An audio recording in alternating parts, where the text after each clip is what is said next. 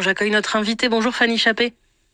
Bonjour. Vous êtes conseillère régionale de la région Bretagne, responsable de la délégation Logement et Habitat, également maire socialiste de Paimpol. Merci d'être avec nous sur France Info. Combien de saisonniers recrute la Bretagne pendant l'été ? On estime chaque année à 50 000 emplois saisonniers qui sont proposés en Bretagne. Et est-ce que tous ces emplois, on est le 31 mai, sont à ce stade pourvus ? Est-ce que vous avez des informations là-dessus ? Alors, on n'a pas de données chiffrées. D'ailleurs, c'est quelque chose qui mériterait d'être exploité. On n'a pas de données chiffrées, mais on a des remontées des territoires. Et donc, chaque année, la problématique en fait qui est posée, c'est que nous avons un trop grand nombre d'employeurs qui disent ne pas pouvoir recruter faute de logement. Donc, de la main d'œuvre, mais pas de logement. Donc, ça, c'est des remontées pas chiffrées à ce jour, mais c'est une réalité en tout cas sur un grand nombre de territoires en Bretagne. C'est l'argument numéro 1. Ce qui coince en premier, c'est le manque de logement, c'est ça ? Et alors, que pouvez-vous faire à échelle de collectivités locales ? Alors nous, au niveau du Conseil régional de Bretagne, donc on s'est posé la question, on s'est dit voilà, qu'est-ce qu'on peut faire ? On n'a pas la compétence.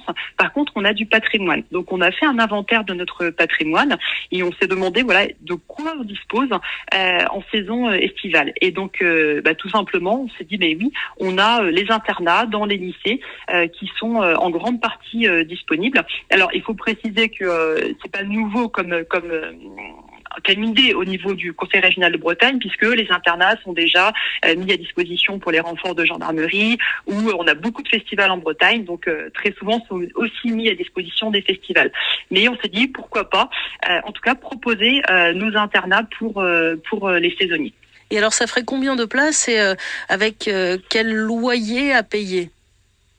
Alors, on a le potentiel, c'est 80 sites d'hébergement, donc on a un potentiel de 12 000 lits. On a expérimenté l'année dernière, parce qu'après, la spécificité, c'est de travailler avec un cadre partenarial, avec des conventions, donc avec les entreprises et puis les collectivités territoriales. Donc, on a expérimenté sur 2 lycées l'année dernière, donc c'était 32 saisonniers, pas moins de 1000 nuitées. Et donc, l'idée, c'est de trouver aussi effectivement un loyer qui soit intéressant justement pour les saisonniers, parce qu'en réalité ils sont présents sur les territoires où justement il manque de logement, parce que les prix sont exorbitants. Et donc on a expérimenté l'année dernière, il y avait une formule à 10 € par jour et une autre formule à 300 € par mois, qui pour le coup sont une offre bon marché dans des zones tendues. Il y a le territoire Bretagne, vous êtes conseillère régionale, vous êtes également maire de Paimpol. Là aussi, vous êtes concerné par cette problématique et c'est là aussi la question du logement qui coince.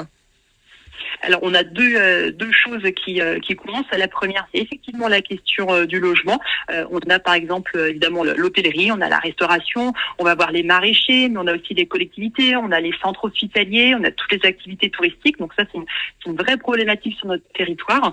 Et puis la deuxième, on va dire contrainte, et dont on doit tenir compte pour trouver les bons établissements, c'est la mobilité.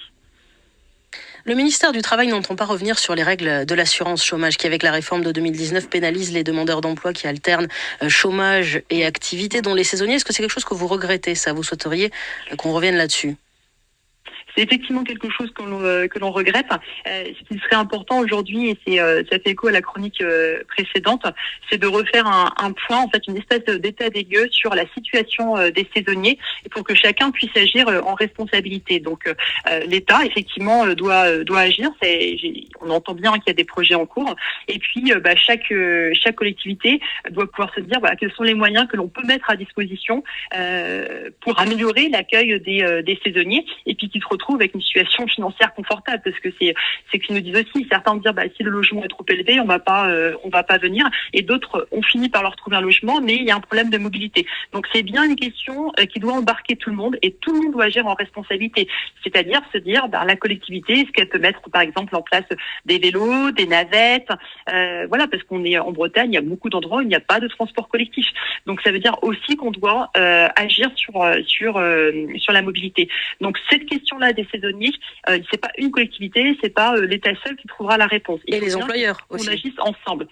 Les employeurs ne trouveront pas seuls la réponse, mais ils doivent aussi être présents. Et cette convention qu'on a mise en place l'année dernière était très intéressante parce que précisément, elle a engagé les employeurs, elle a engagé la région Bretagne, elle a engagé les collectivités locales. Et donc, on était sur des conventions tripartites ou quadripartites.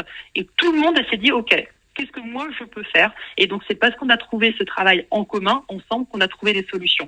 Et ce modèle-là, sur des exemples précis, doit être généralisé, globalisé pour que l'on trouve une solution. Merci beaucoup Fanny Chappé. Vous êtes conseillère régionale de Bretagne, responsable de la délégation logement et habitat, maire socialiste de Paimpol. Merci d'avoir répondu à notre invitation sur France Info. Il est 12h20.